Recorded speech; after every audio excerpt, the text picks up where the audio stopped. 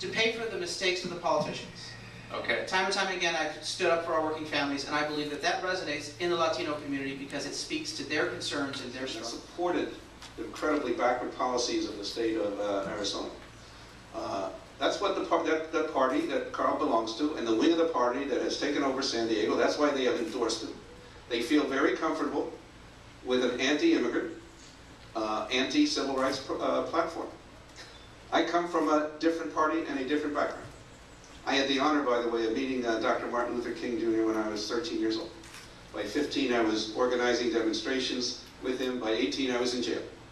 I was one of the, we should go from a city that has a police chief to a city where we started our career in jail, but for fighting for civil rights. From the city council, where we did the same thing in Congress. If you look at my staff, it reflects completely the diversity which, of the community I represent.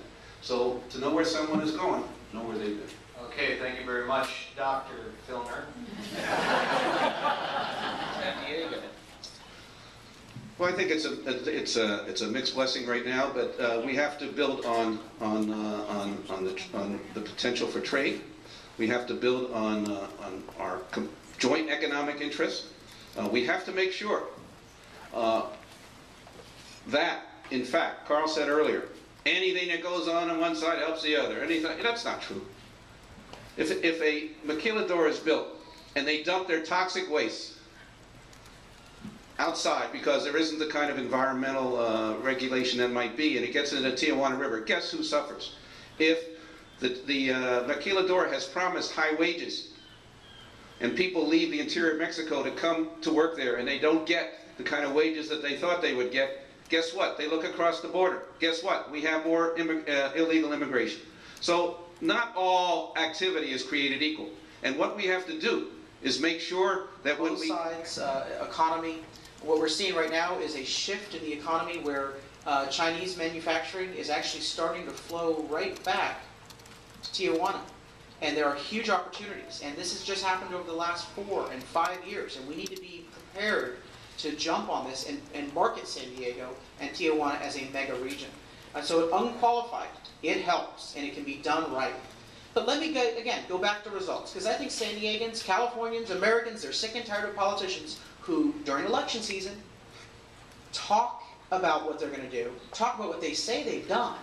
But when you look at the results, let's review the bidding, Bob. You say that you've solved so many things, but the sewage is still flowing, the border is still clogged, and our port is still underutilized. You come here and you say that you're going to get all this done. You've been in Washington for 20 years. You say that you can build coalitions and bring people together, yet in Washington you have not been able to address these issues because we can go down to the border tonight. We can be there tomorrow. We can go to the port, and you will see that we are still faced with major problems. Get new kinds of pressures and new kind of coalitions to work to make sure that happens. For example, trade there are now 36 states in our nation where Mexico is the chief trading partner with that state. And yet, their congressional and senatorial representatives vote many times against the border caucus in trying to make that border more efficient. They have got to be made aware that their working people, their factories, their economy depends on increasing the trade and making that more efficient. That's what the job that I'm going to do as mayor. We're going to organize other mayors, we're going to organize the governors, and we're going to make sure that everybody understands that our interest in reviving trade is their interest also. You know, San Diegans, I think Californians and Americans, they're sick and tired of the politics of division. And what I did was I laid out an ambitious agenda to create middle-class jobs, quality schools, to serve the interests of our working families, which I believe these are the issues that are of paramount importance to the Latino community. Mr. Filner chose to answer his question by focusing on the past and division.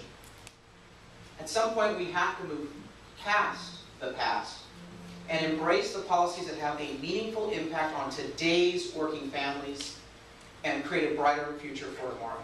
People are sick and tired of that sort of politics, and I don't think that we ought to have a mayor who practices that sort of divisive expediting the crossings in a secure way using technology, using best management practices, and investing in the infrastructure. But there's other ways that we can enhance international trade. Obviously, expanding our port and making sure that we are absolutely optimizing the Port of San Diego, which really is underutilized right now. I'm pleased that I'm supported by the San Diego Port Tenants Association, the actual businesses, the shipbuilders, the folks that carry the cargo, the businesses that use the port and are trying to invest and expand. Mr. Filner criticizes the port, and he points to the people running the port as his supporters.